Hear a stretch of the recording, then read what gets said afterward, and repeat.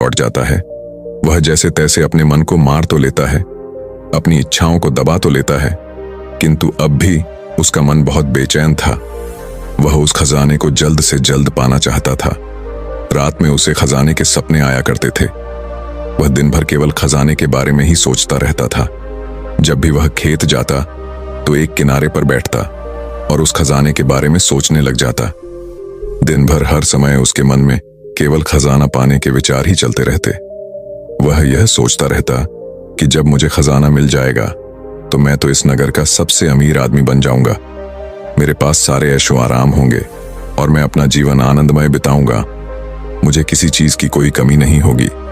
देखते ही देखते ऐसे ही करीब 1 माह बीत गए और वह अपने खेतों में गया और उसने अपने खेतों में से एक टोकरी मिट्टी खोदी। उस टोकरी में भरकर वह महात्मा बुद्ध के पास पहुंचा और महात्मा बुद्ध से कहता है, हे तथागत, यह लीजिए एक टोकरी मिट्टी जो मैंने अपने खेत से लाई है। अब बताइए वह खजाना कहां पर है? इस पर महात्मा बुद्ध उस किसान से कहते हैं, क्या तुमने अपना सारा खेत खोद दिया? इस पर वो किसान महात्मा बुद्ध से कहता है, नहीं तथागत, आपने कहा था केवल एक टोकरी मिट्टी ही आपको चाहिए, इसलिए मैंने केवल एक टोकरी मिट्टी ही निकाली। भला उसके लिए मुझे पूरा खेत जोतने की क्या जरूरत है? बस आप मुझे यह बता दीजिए कि वह खजाना मेरे खेतों में कहां पर गड़ा हुआ है। मैं जाकर वहीं पर खोदूंगा और वह खजाना निकाल लूंगा।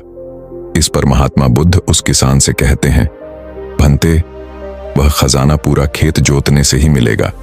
यदि तुम अपना खेत नहीं जोतोगे तो वह खजाना कभी नहीं बाहर आने वाला। अब सोच लो तुम्हें क्या करना है।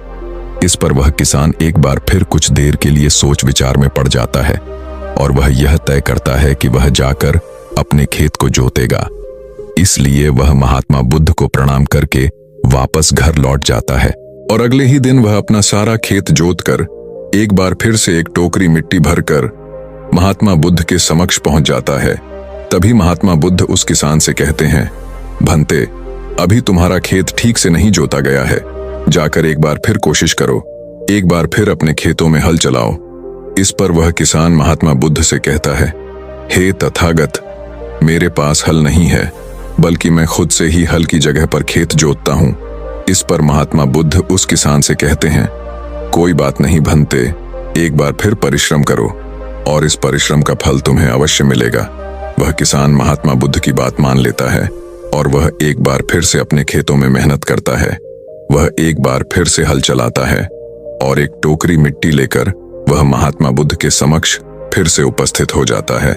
मिट्टी देखकर महात्मा बुद्ध